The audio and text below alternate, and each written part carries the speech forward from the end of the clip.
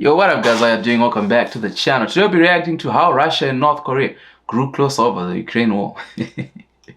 Let's get into it. This rail bridge is the only border crossing between Russia and North Korea. In early November, satellite imagery showed how does Russia and North Korea have a border? How big is Russia, train man? crossing into Russia, the first movement observed there in years. In the past, the railway was used to transport passengers and goods, but Russia and North Korea didn't return our questions on what the train was carrying this time. It is one sign of renewed activity between the two countries, which have indicated a desire to expand their partnership. Their leaders have exchanged letters. Russia said it recently sent thoroughbred horses to North Korea, and Pyongyang is even looking to help rebuild parts of Ukraine. But US intelligence says the cooperation is deeper, and that Pyongyang is selling arms to Moscow. This would go against United Nations sanctions, and both countries denied the reports. So here's what we know about how the two isolated nations are growing closer. Well, that's the thing. You just said it. They're too isolated. So if, I'm isolated, you're isolated, if they won't play with us, we might as well play each other. An enemy of my enemy is my friend, no? Putin and Kim haven't officially met since 2019, but they've exchanged at least 6 letters this year. Both leaders have regularly mentioned the cooperation between the two countries that's never been stronger. Pyongyang has been the only capital to recognize Moscow's sham referendums that paved the way for the Kremlin to claim occupied Ukrainian regions as part of the Russian Federation. On its end, Russia has blocked Washington-led efforts to enforce additional sanctions on North Korea after a recent barrage of missile launches. North Korea is also looking to help Moscow on the ground in Ukraine.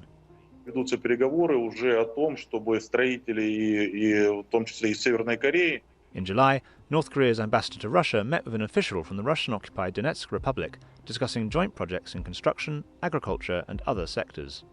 There is no evidence that North Korea... See, this is the thing that sucks about war, man. It's like all progress is lost, and then we have to start again. You have to rebuild the infrastructure. You have to fix stuff.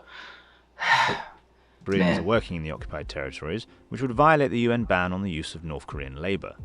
Russian officials said they looked into how to employ North Korean workers without breaching UN resolutions.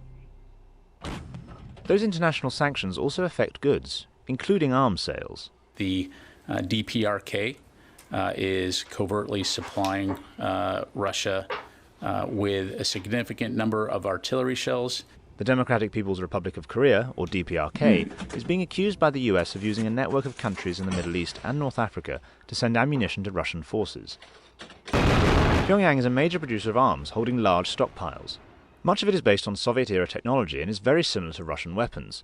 All this, North Korea watchers say, makes it an attractive source of ammunition for Russia, although trade with the two countries is heavily restricted by a slew of sanctions. Some Western officials have assessed that Russia is running through its arsenal, as military experts estimate it fires approximately 20,000 shells per day. As Russia grows... Man. Listen, I know people comment on my thing and say, you have peace because there's war. I'm still not a fan of it. Like, I just don't like war, man. I don't like distraction. I don't like it at all. It's just sad. Grows more isolated. It's looking for any help it can get. The resumption of the train traffic with North Korea, suspended during the pandemic, shows how Moscow is looking to work with its eastern neighbour. And experts on North Korea and Russia agree that the two countries will only grow closer as Russia seeks support for its war. And North Korea, which has been particularly isolated in recent years, could also benefit from a stronger alliance with Moscow, both politically and economically. Yeah. Well, that's the sad part. That's the thing, man. Those are the spoils of war, like at the end of the day, it's all fair. What do they say? It's all fair. It's all, forgetting the thing, man. It's all fair in love and war. This is what happens when you isolate two people. They have no friends. They become friends, and then they create a whole different big monster.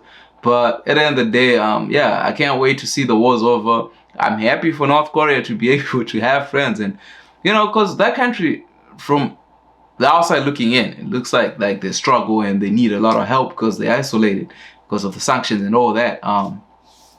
So it's good to see. I don't know if it's a good thing that their people can make a living wage, can make a living, can work, can go outside of North Korea and see what the world is like and not be so isolated. Because the thing that happens with these political sanctions is they're usually just meant for the political leaders, but it's the normal everyday people that suffer a lot. So yeah, I don't know, man. We'll see where this goes. Let me know in the comment section what you think. And yeah, I'll see you guys in the next one.